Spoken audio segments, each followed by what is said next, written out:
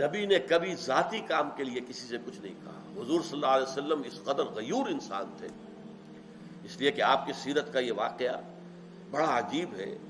میں بیان کرتے ہوئے بھی واقعتاً اپنے جذبات کو کنٹرول میں نہیں رکھ سکتا کہ جب حضور کو انتظار تھا ابھی کہ اجازت آ جائے ہجرت کی، اور باقی سب حضرات تو چلے جا چکے تھے، حضور نے اجازت دے دی تھی جاؤ مدینے کی طرف، لیکن آپ ابھی رکے ہوئے تھے. اور حضرت ابوبکر نے خفیہ طور پر 2 سانڈنیاں 2 اونٹنیاں تیار کی ہوئی تھی، اچھا کھلا پلا کے فرما کر کے مضبوط، تاکہ جب وہ ہجرت کا مرحلہ آئے تو وہ تیز رفتار سواری ہمارے پاس ہو، کوئی مریل سواری نہ ہو، ہمیں جانا ہوگا تیز رفتاری کے ساتھ، تعاقب تو ہوگا پیچھے.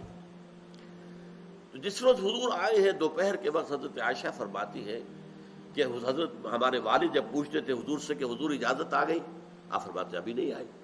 اچانک ایک دن دیکھا دوپہر کے وقت آپ آ رہے ہیں اور آپ نے اپنے سر کو اور چہرے کو ڈھانپا ہوا ہے کپڑے کے اندر، اور آ کر آپ نے کہا کہ یہاں سے سب کو ہٹا دو. تو حضرت ابوبکر نے عرض کیا کہ یہاں ہے کون؟ حضرت عائشہ کا تو نکاح ہو چکا تھا حضور کے ساتھ، اور دوسری حضرت اسماء تھی، اور کون ہے؟ کوئی غیر نہیں ہے. آپ فرمائیں. فرمایا کہ ہجرت کی اجازت ہو گئی ہے.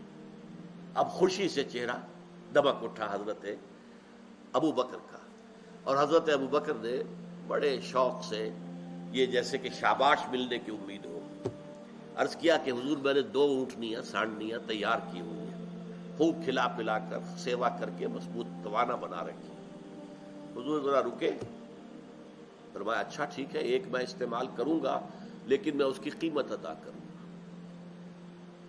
حضرت ابوبکر رو پڑے، حضور مجھ سے یہ مغایرت. یہ تھی وہ غیرت محمد الرسول اللہ صلی اللہ علیہ وسلم. حدیث میں آتا ہے کہ اگر آپ سواری پر ہوتے تھے اور کوڑا نیچے گر جاتا تھا، اونٹ پر ہے کوڑا نیچے گر گیا، تو آپ اونٹ کو بٹھا کر خود نیچے اتر کر کوڑا اٹھاتے تھے. کسی کو یہ کہنا بھی گوارا نہیں کرتے تھے کہ یہ ذرا میرا کوڑا اٹھا کر مجھے دے دو. اپنے لیے کوئی مدد مانگنے کا سوال نہیں. من انصاری الی اللہ، کون ہے میرے مددگار؟ اللہ کی طرف، اللہ کے راستے میں.